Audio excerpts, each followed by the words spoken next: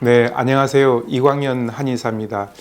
오늘은 어린이들의 한약을 먹이는 방법에 대해서 한번 알아보도록 하겠습니다. 우리가 이제 어린아이들을 건강하게 키우기 위해서 먹이는 소화 한약에 대해서 궁금해 하시는 분들이 굉장히 많습니다. 아이들에게 한약을 먹이면은 어떤 효과가 있는지 물어보는 분들이 굉장히 많죠. 아이들에게 한약을 먹이게 되면은 첫 번째, 아이들의 성장과 발육에 도움을 줄 수가 있는데요. 이제 자녀들의 키가 작을까봐 걱정이 되는 경우나 또래 친구들보다도 유난히 작은 아이들, 성장 발육이 부진한 경우에도 한약을 먹게 되면은 성장과 발육에 도움을 많이 줄 수가 있고요. 그리고 두 번째는 아이들의 두뇌 발달에 한약이 도움이 될 수가 있는데, 녹용이나 구기자, 오미자 같은 한약재는 뇌 기능을 왕성하게 해주기 때문에 아이들의 두뇌 발달에 도움을 줄 수가 있습니다. 어떤 아이들에게 한약을 먹이면 좋을까요? 일반적으로 다음에 몇 가지에 해당되는 아이들에게 한약을 먹이면 많은 도움이 될 수가 있습니다. 첫 번째는 선천적으로 허약한 체질을 타고나는 경우인데요.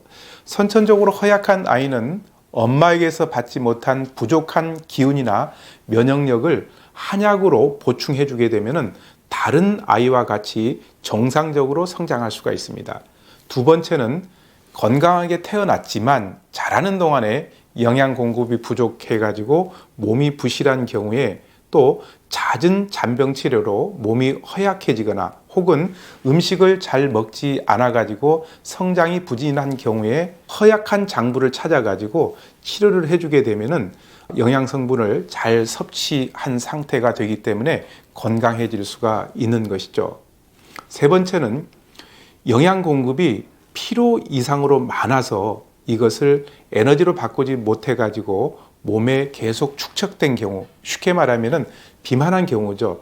잘 먹고 잘 크는데 무슨 한약이냐고 이렇게 하시는 경우도 있지만, 다른 아이들에 비해 가지고 유난히 살이 많이 찌는 것도 몸에 이상이 있다라는 증거로 볼 수가 있습니다. 에너지를 축적시키는 흡수력은 아주 강한 반면에 에너지를 발산시켜주는 기운이 부족하기 때문에 똑같이 먹어도 살이 더 많이 찌는 것입니다. 이런 경우에는 보하는 요법보다도 오히려 사하는 요법이 건강을 챙기는 데 도움이 될 수가 있는 것이죠. 한약은 모두 다 똑같은 약재라고 생각을 하는데요. 그것은 아닙니다. 그렇기 때문에 한약도 쓰는 처방에 따라서 효과가 당연히 다를 수밖에 없습니다. 한약을 처방할 때는 그 아이들이 가지고 있는 체질이나 그리고 현재 건강 상태, 그리고 장부와 기혈의 허실을 바탕으로 서로 달리 처방하기 때문에 모든 아이들에게 똑같은 효과가 나타날 수는 없는 것입니다.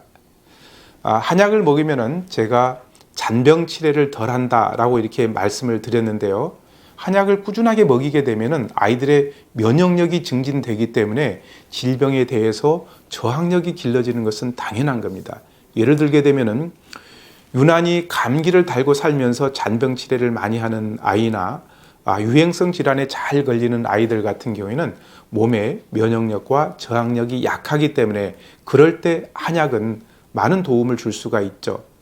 한방에서는 병이 났을 때 치료를 하는 것보다는 병에 걸리지 않았을 때 인체의 방어 능력인 면역력과 저항력을 길러서 병에 걸리지 않도록 미연에 방지하는 것을 중요하게 생각했습니다. 어렸을 때부터 꾸준하게 한약을 먹이게 되면 잔병 치레를 줄여줄 수 있을 뿐만 아니라 긴 안목으로 본다면 평생의 건강에도 도움을 줄 수가 있습니다. 자, 그러면은 아이들의 한약은 언제부터 먹이면 좋을까요? 일반적으로 우리 선조들은 첫돌이 되게 되면은 그 아이가 건강하게 잘 자라라고 아이들에게 한약을 먹였던 그런 관습이 있는데, 한약의 맛이 달지 않고 아이들의 입맛에 잘 길들여져 있지 않기 때문에 한 살 된 아이가 먹기에는 부담스러울 수도 있습니다. 그럴 경우에는 만 2세 정도 한약을 먹이는 것도 괜찮고요. 요즘은 증류 한약이라고 해서 아이들이 거부감 없이 먹을 수 있는 그런 한약들도 많이 나와 있습니다. 한약을 언제까지 먹여야 하는지 궁금해 하시는 부모님들이 굉장히 많은데요.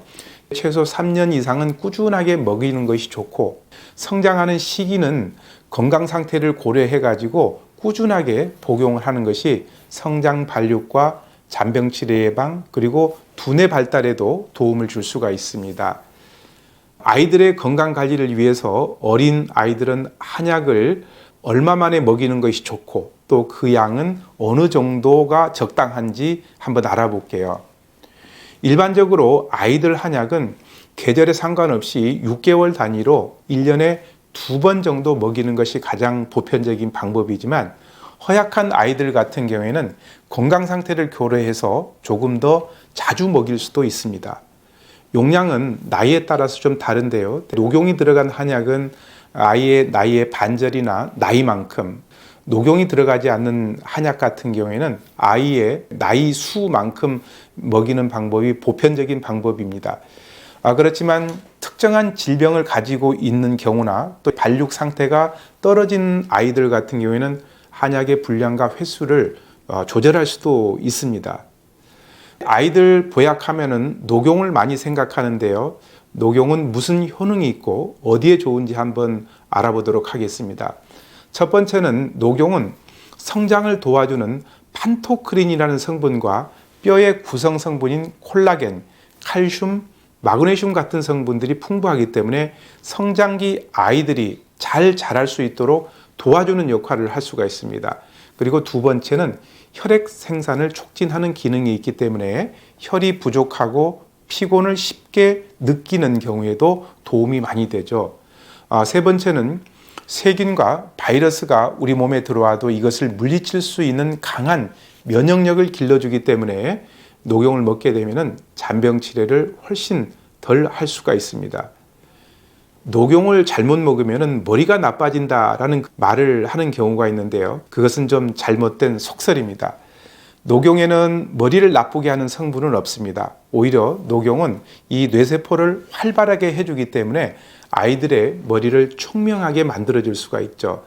그러나 녹용은 위로 상승하는 기운이 강하기 때문에 일반적인 열이 아니라 39도 이상의 고열이 있는 상태에서 녹용을 먹게 되면 간혹 뇌압이 상승해서 뇌에 부담이 될 수도 있습니다.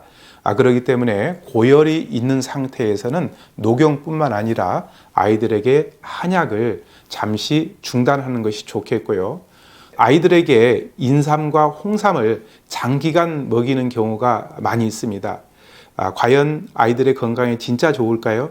동의보감에 보게 되면은 인삼의 성질은 따뜻하고 맛은 쓰고 달면서 원기를 크게 보호한다라고 이렇게 기록이 되어 있는데요. 그렇기 때문에 인삼과 홍삼도 아이들의 원기를 북돋아주고 피로를 풀어주는데 탁월한 효능이 있고, 허약 체질을 개선시켜주기 때문에 어린아이들뿐만 아니라 큰 병을 앓거나 수술을 하고 난 뒤에 기력이 떨어진 사람, 그리고 과로에 시달리는 직장인과 수험생들에게 인삼, 홍삼은 많은 도움이 줍니다. 그리고 면역력을 강화시켜줘 가지고 질병에 대한 저항력을 길러주고 혈액순환을 좋게 하고 빈혈을 예방해 주는 데도 도움이 되고요. 인삼, 홍삼은 소화기를 튼튼하게 해주고 말초혈관을 확장시켜 가지고 사지 말단까지 혈액순환을 잘 촉진시켜 주기 때문에 수족 냉증이나 저혈압 같은 것을 개선시켜 주는 데 도움이 많이 됩니다. 그래서 동의보감에 보게 되면은 인삼을 100일만 먹게 되면은 1000마디의 글귀를 외울 수 있다라고 이렇게 기록이 되어 있을 정도로 인삼은 기억력이나 뇌 발달에도 도움이 많이 되는 겁니다. 이렇게 인삼, 홍삼이 좋지만 어떤 체질에는 효과가 없는 경우도 있습니다. 인삼을 먹고 효과를 본 사람들도 많지만 효과가 없거나 심지어는 부작용을 호소하는 사람들이 있는데요. 그것은 인삼이 열한 약재이기 때문에 평소에 체질적으로 열이 많은 사람들이 복용하면 효과를 좀 덜 볼 수가 있는 것이죠. 또 인삼의 주성분인 사포닌을 분해하는 효소가 부족하거나 없는 사람들이 있는데, 이런 사람들이 인삼과 홍삼을 드셔도 효과를 좀 덜 볼 수가 있습니다. 사상 체질로 본다면은 주로 이제 손발이 차고 몸이 냉하면서 소화기 계통인 비위 기능이 선천적으로 약한 소민 체질에게 인삼이 가장 적합하고요. 반대로 선천적으로 몸에 열이 많은 소양인이나 태양인들 같은 경우에는 효과가 적을 가능성이 있죠. 그리고 고열이 있는 상태거나 폐결핵이 있고 천식이나 두드러기, 피부에 가려움증 또 아토피 같은 질환이 있을 때는 인삼 같은 것을 안 드시는 것이 좋습니다. 이런 경우에 인삼을 드시게 되면 그런 증상들이 더 악화가 될 수가 있죠. 건강식품으로 홍삼이 많이 나옵니다. 홍삼은 가공을 한 그런 상태이기 때문에 열성이 좀 떨어졌다고 하지만 비교적 봄에 열이 많은 사람들이 먹게 되면은 이거 역시 부담스러울 수가 있습니다. 아이들에게 이 홍삼을 장기간 먹이는 경우가 있는데요. 이 소아들 같은 경우에는 양의 기운들이 강하기 때문에 홍삼 같은 이런 열성의 약재들을 장복하는 것은 반드시 한의사와 상의를 하는 것이 좋습니다. 자, 아이들의 건강을 챙길 수 있는 대표적인 한약은 육미지황탕인데요. 육미지황탕은 말 그대로 6가지 맛, 그러니까 6가지 약재로 되어 있다는 것이죠. 숙지향, 산수유, 산약, 복령, 택사, 목탄피, 이 6가지 약물로 구성되어 있는 처방인데 소아들의 성장 발육 그리고 질병에 대한 면역력, 두뇌 발달을 시켜주는 대표적인 처방이기 때문에 소아 한약에 가장 많이 쓰는 처방입니다. 육미지황탕을 가지고 그 아이가 가지고 있는 병증이나 체질 이런 것들을 감안을 해가지고 약을 가감하게 쓴다면은 아이들의 건강에 많은 도움을 받을 수가 있을 겁니다. 오늘은 소아 한약에 대해서 말씀을 드렸습니다.